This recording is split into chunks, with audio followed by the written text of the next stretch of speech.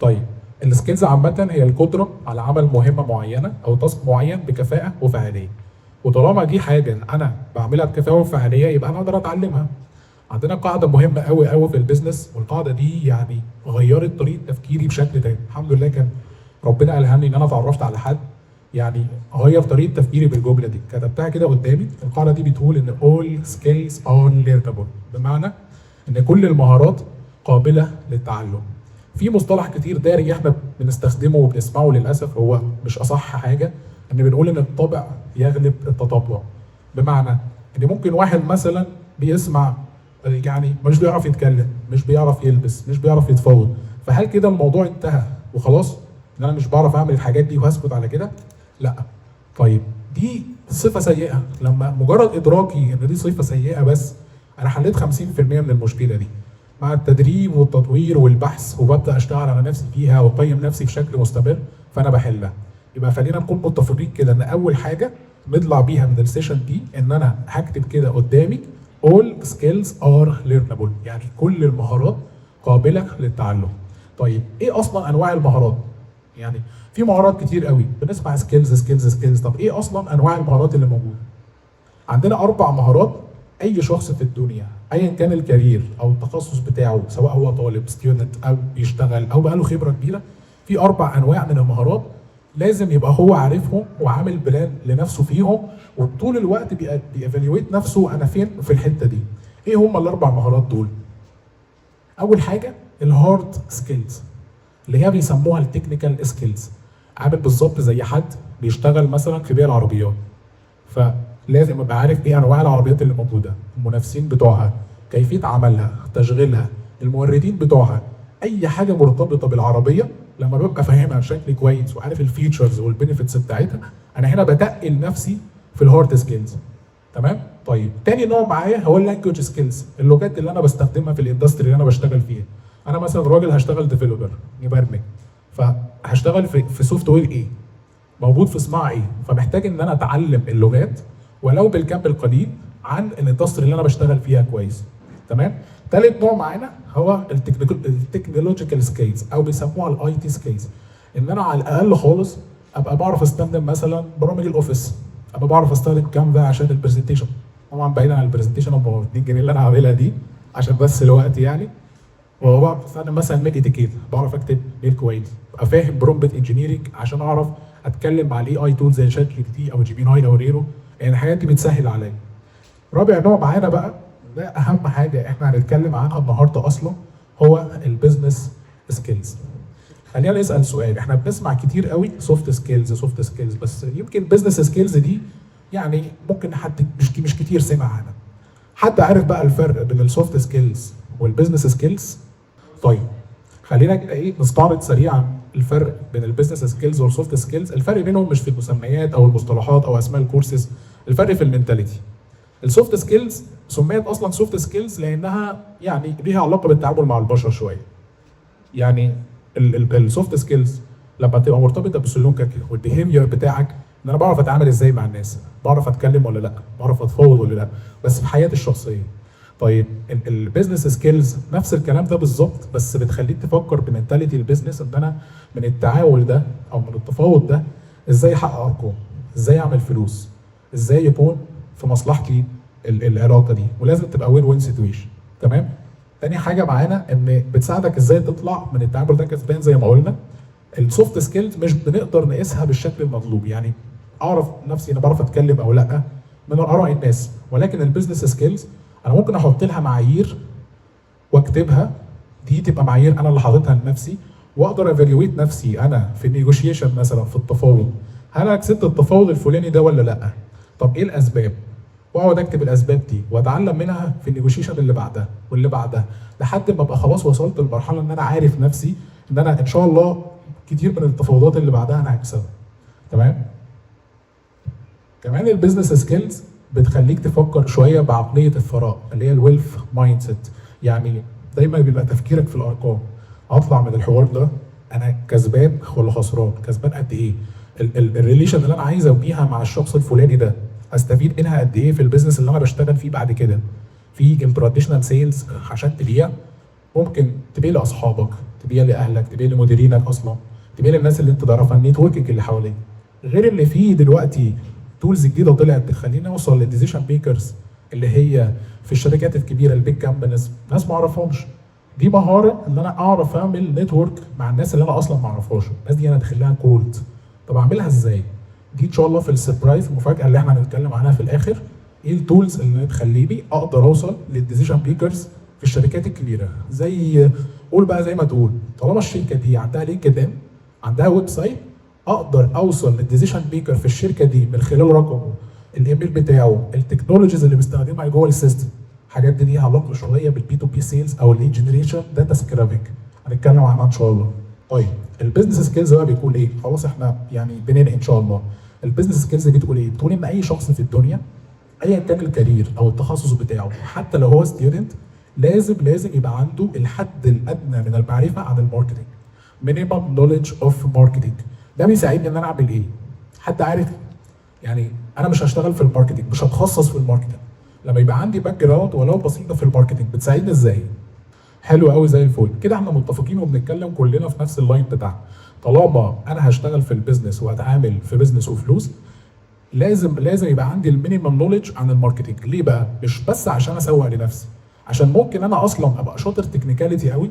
يعني انا راجل مثلا بشتغل مبرمج وانا تكنيكال شاطر جدا، ممكن باقل مجهود اعمله لو انا عندي الماركتنج مايند سيت، انا باقل مجهود ممكن اعمله، المجهود ده يسمع على طول عند المانجمنت، تخلي الاداره دايما شايفاك ان انت انسان فراك وبتشتغل وانت اللي ما فيش منك اتنين. ليه؟ لان انت عارف بشكل غير مباشر ازاي تظهر ده. ما ينفعش اروح اقول للمانجمنت بشكل دايركت انا حد شاطر وجامد جدا، لكن ممكن بطرق غير مباشره لو انا عندي الماركتنج مايند سيت اعرض ده بشكل كويس. طيب نفس الكلام، واحكي لكم قصه قصيره عن الموضوع ده. اي شخص برضه في الدنيا ايا كان التخصص او الكارير بتاعه لازم يبقى عنده المينيمم نوليدج اوف سيلز. ليه؟ عشان يعرف يبيع كويس السيرفيس اللي هو بيقدمها. وهنا سيرفيس مش شرط ان انا ابقى بشتغل مثلا فريلانسر او بس كده. اساسا الشركه اللي انا بشتغل فيها هي اصلا كاستمر بالنسبه لي، هي عميل. انا ببيع لها السكيلز بتاعتي، ببيع لها القدرات اللي عندي، النولج اللي عندي، الاكسبيرينس اللي عندي. فطول ما انا عندي السيلز مايند سيت وعارف سيلز بروسيس وفاهم شويه في التكنيكس بتاعت السيلز، برضو ده بيساعدني ان انا ابقى مميز عن غيري. ممكن اقدر اوصل للدبل والتريبل من السالاريز بتاعتي اللي موجوده في الماركت بسبب بس المايند سيت اللي عندي. طيب قصه بقى عن الموضوع ده، كنت اعرف حد مبرمج عامل برودكت اسمه ليرنينج مانجمنت سيستم او ال ام اس، دي منصه تعليميه بتستخدمها الشركات بتاعت التدريب والكورسات. كانت تكلفته تقريبا حوالي 70,000 جنيه. هو كان عايز يبيعه ب 150,000 جنيه. ما عرفش، قعد يدور كتير ويسال وينزل على الفيسبوك ومش عارف ايه، ما عرفش. وصل لحد سيلز شغال في السيلز وقال له ان انا عايز ابيع البرودكت ده وعايز فيه 150,000 جنيه وانت بيعه زي ما تبيعه. نتخيل مع بعض السيلز باع البرودكت ده بكام؟ القصه دي انا شفتها بعيني يعني. باع البرودكت ده ب 800,000 جنيه لكاستمر وموجود في مصر على فكره. شايفين الجاب اللي كسبه قد ايه؟ جاب كبيره قوي. طيب ليه الديفلوبر ما عرفش يعمل الكلام ده؟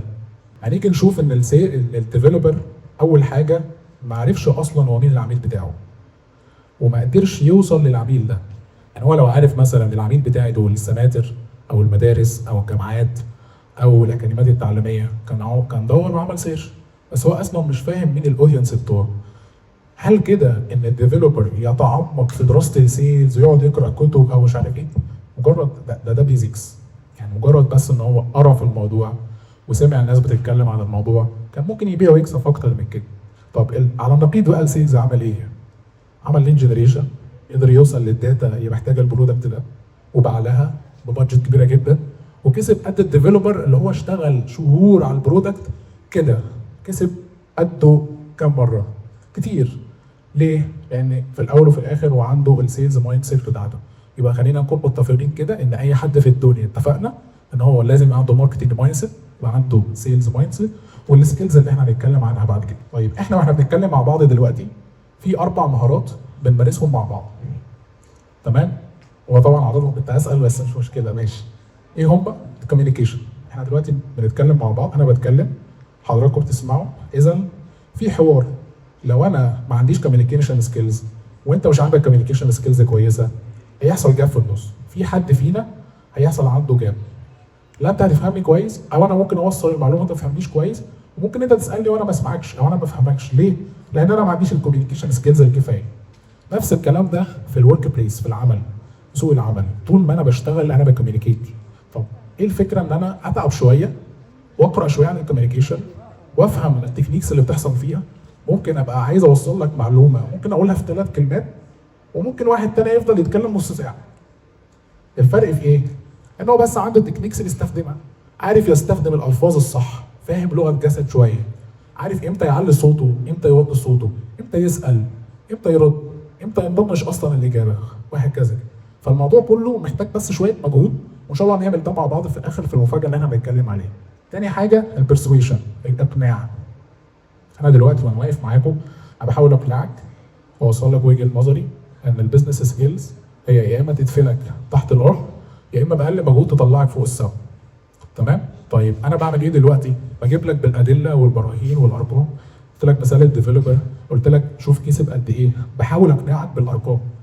بلعب على عقلك، مش بتكلم هنا في مشاعرك. لو انا هتكلم في مشاعرك هقول لك ان البيزنس سكيلز دي مثلا حوالي 10 كورسات. لو حطيتهم في السي في ورصيتهم تحت بعض كده السي في ده هينور، هيبقى جامد جدا، هيبقى شكل الكورسز كده، التاب بتاعت الكورسز في السي في شكلها جامد. هنا ندخل بقى على السكيلز اللي بعدها، هبقى بلعب على مشاعرك ان السي في يبقى شكله حلو. ولكن في الاول كنت بقنعك، بتكلم على ايه؟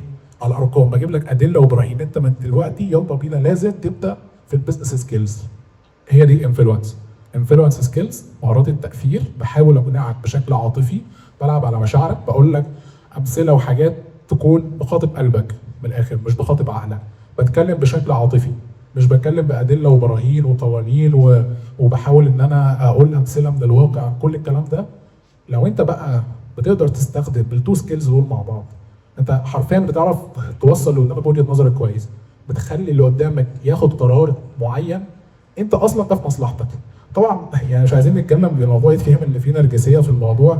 كان لسه استاذنا يوسف كان بيتكلم عن التوكسيك انفايرمنت او البيئه السامه. احنا لسه ليه اصلا بندمن؟ طب المفروض نتعلم الحاجات دي.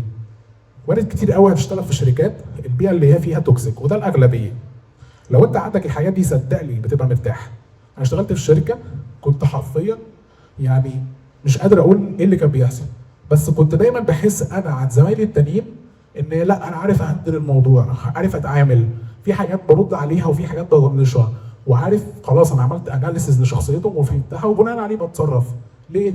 الموضوع كله صدقوني في البيزنس سكيلز. يعني كان توفيق ربنا سبحانه وتعالى ان انا عرفت حد كان اسمه مستر عمرو عيد، هو اللي علمني البيزنس سكيلز دي. الكلام ده كله انا متعلمه منه. الكلام ده مش بتاعي. نيجوشيشن سكيلز، مهارات التفاوض. ده بقى علم يعني جبار. لسه كنت بتكلم مع حد من شويه بره، قال لي لو انت محاسب ليه تتعلم نيجوشيشن مثلا؟ تفتكروا ليه؟ يعني هو كان بيتكلم بصيغه ان هو لا هو المفروض ما يتعلمش نيجوشيشن، هو راجل محاسب. انتوا وجهه نظركم ايه؟ يتعلم نيجوشيشن ولا ما يتعلمش نيجوشيشن؟ احنا بنستخدم المهارات دي في حياتنا بس مش عارفين مسمياتها، مش عارفين تكنيكس ليها، ما دورناش، ما عرفناش نطور فيها. تمام كده؟ متفقين؟ طيب النيجوشيشن سكيلز دي، مهاره التفاوض دي، من اول ما بنزل البيت بركب التاكسي وانا بتفاوض على الفلوس بتاعت التاكسي لحد ما بروح البيت بتفاوض على المرتب بتاعي، بتفاوض مع الناس اللي انا بشتري منهم عفش البيت، بتفاوض وانا بشتري الاكل والشرب واللبس والعربيه والشقه وكل حاجه في حياتي بشتريها. طالما في بيع وفي شراء، احنا عايشين بيع، احنا عايشين نبيع بنشتري، يبقى لازم اتعلم النيجوشيشن سكيلز. مش شرط اقعد اقرا فيها بشكل عميق، بس افهم على الاقل البيزك، اعرف اجس النبض اللي قدامي ده هو البادجت بتاعته قد ايه، اعرف ابيع له ولا لا، يعني لو قال لي السعر الفلاني ده هرد عليه اقول له ايه. حاجات بيزكس، يعني مش مجرد ان انا اقعد بقى اتعمق واعرف المساومه وحل المفاوضات والحلول دي بتتحل ازاي ومش عارف ايه. خلينا ناخد البيزك، يعني القليل افضل من اللا شيء. طيب قبل ما اقول التو بيس بروبلمز، يعني البيزنس سكيلز تاني فرق بينها وبين السوفت سكيلز عشان باكد على الحته دي حاجه. خلينا ناخد مثال كده ان في العادات العرفيه في الارياف بنشوف ناس كتير بتقعد بتحل مشاكل الناس ومش عارف ايه اللي عنده مشكله دي هنقعد ونحلها ونتكلم. الناس دي لبقه جدا وبتعرف تتكلم وجميله وزي الفل، بس هل بيعرف يعمل فلوس؟ وجهه نظركم ايه؟ هل بيعرف يعمل فلوس؟ مش شرط، صح؟ ساعات بيعرف بس الاغلبيه ما بيعرفوش، صح؟ حلو، تمام. ايه الفرق بقى؟ البيزنس سكيلز قلنا بتلعب على عقليه الويلث مايند سيت، عقليه الثراء. انما السوفت سكيلز مرتبطه اكتر بسلوكك، بالبيهيفير بتاعك مع الناس. يعني ممكن حد بيعرف يتكلم، بيعرف يتفاوض، بيعرف يلبس مؤثر ومقنع، ولكن ما بيعرفش يعمل فلوس. ده الفرق في التفكير بس مش اكتر. زي واحد بيفكر ان المليون جنيه ده انا ممكن برودكت ب 1000 جنيه ابيعه مثلا ل 10000 واحد او ل 1000 واحد، 10 صح مظبوط، او ل 1000 واحد. وممكن واحد تاني عشان يعمل مليون جنيه يوفر من دخله الشهري 10000 جنيه، ده اللي هو بقى بيبقى كام اصلا؟ يعمل مليون جنيه في 8 سنين و3 شهور. ده يعني مثال كده مش بالظبط قوي، بس تقريبا ممكن يوضح الفرق بين السوفت سكيلز والبيزنس سكيلز. التو بيس بروبلمز اكبر مشكلتين بيواجهوا الناس كلها ايا كان الفئه العمريه. الكلام ده انا شفته مع ناس اكبر مني واصغر مني وناس في سني وانا طالب وانا في اي حته. المشكلتين دول ايه هم؟ انا سميتهم التو بيس بروبلمز عشان هم الاثنين بيبداوا بحرف البي. اول حاجه بروكراستينيشن، او مشكله التسويف والمماطله. تاني حاجه وهي البرفكشنزم، اللي هي المثاليه ووهم الكمال. بمعنى انا اصلا بفضل طول الترم ما بذاكرش، وعندنا كلهم عندهم امتحانات خلاص اهو، وفي الاخر باجي عشان ابدا مذاكره انا محتاج ان انا اجيب ترابيزه كويسه وقلم احمر وازرق واصفر ومج كده اشرب فيه المشروب بتاعي، وعايز بقى كمان اعمل زي اللي ذاكر من اول السنه. فانا بسوف، وفي نفس الوقت لما باجي ابدا انا عندي بيرفكشنزم، عندي مثاليه، عايز اعمل كل حاجه. لذلك بتيجي تلاقي ريزلت في الاخر ايه؟ مش مرضيه. ولو انا اتحكمت في دول، لو انا اتحكمت في دول، على فكره الكلام ده مش للطلبه بس، نفس الكلام للناس اللي هي وصلت لمستوى في الكارير كويس وبطلت تطور من نفسها. انا كنت اعرف اتش ار كان في 2019 كان بيقبض 30000 جنيه. انا لسه طالب، الرقم ده بالنسبه لي كان ضخم قوي، بس النهارده هو ساب الكارير خالص. صدقوني كل المشكله عنده ان هو بطل يذاكر، بطل يطور من نفسه. كان عنده المشكلتين دول، كان عنده يعني شويه، في واحد بيسوف بنسبه 10% فالبرودكتيفيتي بتاعته 90%، وفي واحد بيسوف بنسبه 90% فالبرودكتيفيتي بتاعته 10%. مفيش حد بيبقى ما بيسوفش خالص، هي بتبقى نسبه بتناسب. عارفين حل المشكلتين دول ايه؟ ايوه ورط نفسك. ده انا سمعت ابو زيد صح كده؟ برافو عليك. طيب حل المشكلتين دول في حديث النبي عليه الصلاه والسلام: احب الاعمال الى الله ادومها وان قل. يعني ابدا ايا كان اللي عندك، ابدا بالكم القليل. تخيل معايا كده لو انت ذاكرت 10 دقائق في اليوم كمثال، بعد 30 يوم بالظبط انت هتبقى ذاكرت 300 دقيقه. هل دول مش كافيين ان انت تخلص كورس او تخلص كتاب او تخلص مشكله عندك ماده علميه وان كان؟ صدقني كافيين. مع الاستمراريه اصلا دي هتتكون عندك كعاده. ال10 دقايق دول هتلاقيهم بالتدريج بيزيدوا بشكل مستمر. فالفكره كلها بس ان انا ابدا بالكم القليل، قليل دائم خير من كثير بالقدر. ده بوست بقى لسه شايفه لنجيب بركات من كام يوم، كان بيقول ايه بقى؟ دايما بنسال محتاجين ايه علشان نتطور، بس مش بنسال احنا محتاجين نبطل ايه عشان نتطور. اما فكرت في الموضوع كنت دايما بشوف صحابي اللي في سيدني وانا في الطالب في الجامعه، ايه اكتر مشكله كان بيقولون؟ كان حاجه واحده بس غير البيزنس سكيلز، حاجه في حياتهم الشخصيه. والله كل الفكره كان في الانبوت اللي بتدخل في دماغه. لو عمل فلتريشن للكونتنت اللي هو بيسمعه بشكل مستمر كل يوم، لو عمل فلتريشن للبلاتفورمز على السوشيال ميديا وخلى المحتوى بتاعه نافع وعلمي، تخيل كده ان انت معايا فاتح الموبايل عادي تسكرول وشفت معلومه في الماركتنج ايا كان التخصص بتاعك، بعدها بالليل مثلا شفت معلومه ثانيه. خلينا نقول ان انت في اليوم هتاخد معلومتين، يعني في الشهر 60 معلومه. بعد فتره هيتكون عندك في العقليه بتاعتك الاثر التراكمي الايجابي. يعني انت كنت واحد بتسمع ميوزك او تسمع اي حاجه، لما عملت فلتريشن للمحتوى بتاعك بقيت بتسمع كونتنت نافع. مع الوقت الاثر التراكمي الايجابي ده خلى عندك عقليه انت نفسك بتبقى مبهور بيها. يعني انا لو اقارن نفسي من دلوقتي واربع خمس سنين كمان، الحمد لله يعني فضل ونعمه من ربنا سبحانه وتعالى. طيب اغلبنا او اغلب الستودنت بتبقى مشتته ان هي تختار الكارير بتاعها. انا قعدت فتره اذاكر كورسز في الماركتنج، شويه في السيلز، شويه في البيزنس ديفلوبمنت، شويه في الاتش ار، شويه قعدت اسمع شويه عن التداول والفوركس والحاجات الحرام دي، وعرفت بعد كده ان هي حرام الحمد لله يعني، وبعدت عنها. ما كنتش عارف اختار التخصص بتاعي لحد ما شفت بوست لاستاذنا والدكتور ايهاب مسلم، نزل بوست الموقع اسمه 16 بيرسوناليتيز. ده بيساعدك ان انت تعرف الشخصيه بتاعتك وايه الكارير المناسب ليها. انت بتدخل بيسالك شويه اسئله بتجاوب عليها بيطلع لك نوع الشخصيه بتاعتك. بتدخل على شات جي بي تي او جيميناي اي حاجه حتى لو مجانيه، بتقول له والله انا طالب في كليه كذا وبدرس كذا وشغوف بالمجال الفلاني الفلاني الفلاني، انا محتار مثلا بين 4 مجالات بكتبهم وبديله البرومبت ده مع نوع الشخصيه بتاعتي. بيطلع لك يقول لك انا بقترح عليك ان انت تشتغل في 1 2 3 4. طبعا النتيجه بتاعت ان انت تعرف شخصيتك دي قارنها بينك وبين الواقع، هتلاقيها يعني صح بنسبه كبيره. مش هنقدر نقول 100% بس هي صح بنسبه كبيره. الحته دي ساعدتني ان انا فعلا ادخل للبزنس ديفلوبمنت. كنت محتار بين السيلز بين الماركتنج بين ان انا اشتغل في الاتش ار. لما وصلت فعلا للبوست بتاع دكتور محمد سلام ده يعني جزاه الله خير، ساعدني فعلا ان انا خلاص خدت القرار انا هكمل في البزنس ديفلوبمنت وقعدت بقى ادرس واخد كورسات فيه. مفاجاه بقى، المفاجاه دي ان انا مش اشطر حد تاخد منه المعلومه، مش اكفأ حد تاخد منه المعلومه. انا سني صغير جدا وبعترف بده، الكلام ده انا متعلمه عن طريق ناس مش بتاعي.